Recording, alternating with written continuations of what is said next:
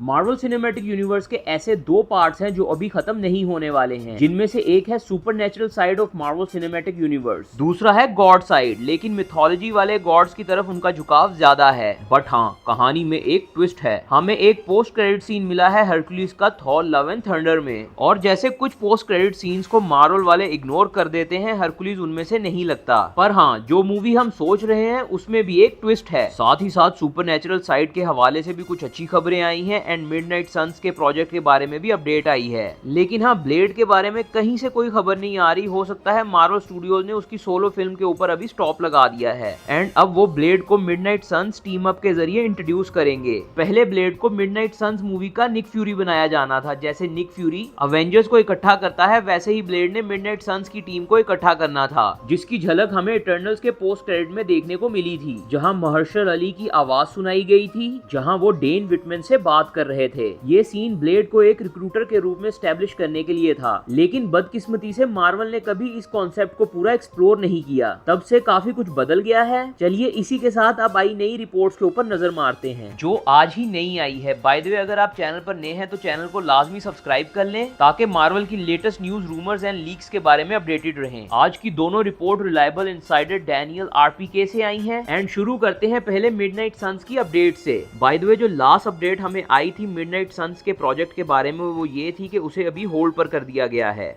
उसी वक्त Marvel studios ने ऑफिशियली अनाउंस भी किया था कि वो नोवा एंड स्ट्रेंज एकेडमी के साथ साथ टेरर इन के ऊपर भी काम कर रहे हैं, लेकिन बाद में वो प्रोजेक्ट्स भी इंडेफिनेटली डिले कर दिए गए। अब नोवा तो आगे बढ़ रहा है, लेकिन स्ट्रेंज एकेडमी एंड टेरर इन के बारे में कुछ नया नहीं सुना। ये दोनों तो शोज हैं, लेकिन मिडनाइट सन्स मूवी है एंड अब अपेरेंटली ये प्रोजेक्ट वापस ऑन ट्रैक आ गया है। पहले रूमर्स ये थे कि Blade and Midnight Sons back to back shoot होनी थी। ब्लेड मूवी पहले आती एंड मिडनाइट सन्स का सेटअप करती, बट अपेरेंटली मार्वल स्टूडियोज को इन दोनों फिल्मों की स्क्रिप्ट्स में काफी इश्यूज आ रहे थे, जिस वजह से बहुत सारे राइटर्स भी इन प्रोजेक्ट्स को छोड़कर चले गए। मे बी क्रिएटिव डिफरेंसेस की वजह से, क्योंकि मार्वल चाहता है ये प्रोजेक्ट्स एक स्पेसिफिक तरीके से बने, लेकिन राइटर्स का विजन मैच नहीं कर रहा था। ब्लेड के इश्यूज तो पहले से ही चल रहे हैं। अब लगता है मार्वल स्टूडियोज को इजी लग रहा है कि पहले वो मिडनाइट सन्स के ऊपर काम करें ब्लेड मूवी की बजाय। लेकिन इसका मतलब ये बिल्कुल नहीं है कि ब्लेड की सोलो मूवी नहीं होगी, बट अगर हुई भी तो पहले ब्लेड मिड सन्स में आएगा। साथ ही साथ मून नाइट सीजन 2 के बारे में भी डाउट्स हैं, तो हो सकता है कि वो भी इस टीम का हिस्सा बन जाए। एंड सबसे बड़ा सवाल ये है कि मिडनाइट सन्स कब रिलीज होगी एंड क्या वो मल्टीवर्स सागा का हिस्सा होगी,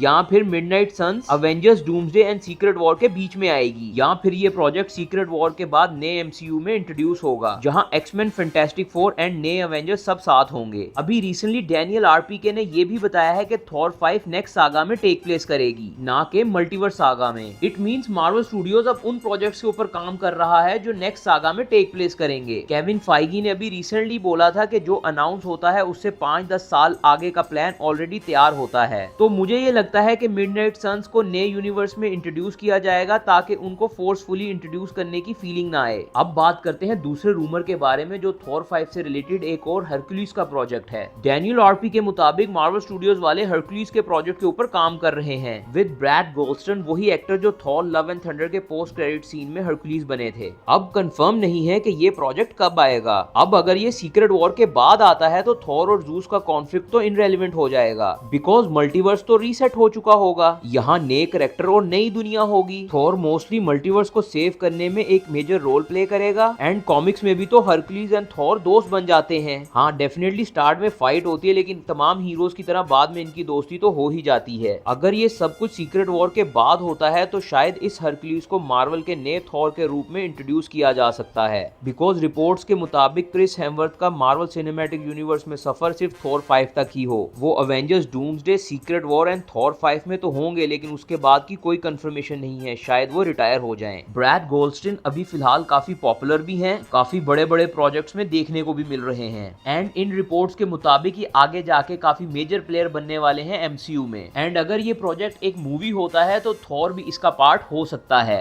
जो कि मैं भी चाहता हूँ कि हमें क्रिस हेम्सवर्थ का थॉर देखने को मिलता ही रहे। एंड अगर ये सीक्रेट वॉर्स से पहले आता है तो हमें हरकुलिस एंड थॉर का एक एपिक बैटल देखने को मिल सकता है, जिसमें शायद बेटा रे बिल भी आ जाए, क्योंकि उसका हम कब से इंतजार कर रहे हैं। एंड उस प्रोजेक्ट के एंड में इनका बैटल खत्म हो जाए और ये दोस्त बन जाएं। हरकुलिस समझ जाए कि थॉर विलन नहीं था, बल्कि गॉड दी गॉड बुचर की वजह से वो सारे मामलात हुए थे। अब देखना मजेदार होगा कि ऊंट किस करवट बैठता है, क्योंकि जिस तरह से मार्वल बड़े बड़े प्रोजेक्ट्स को ग्रीन लाइट पे ग्रीन लाइट कर रहा है, ऐसा लग रहा है कि मार्वल का फ्यूचर काफी ब्राइट होने वाला है। बाय द वे, आपको हमारी वीडियो कैसी लगी हमें कमेंट्स में लाजमी बताएं, एंड इस तरह की और वीडियोस के लिए हमारे चैनल को सब्सक्राइब कर लें।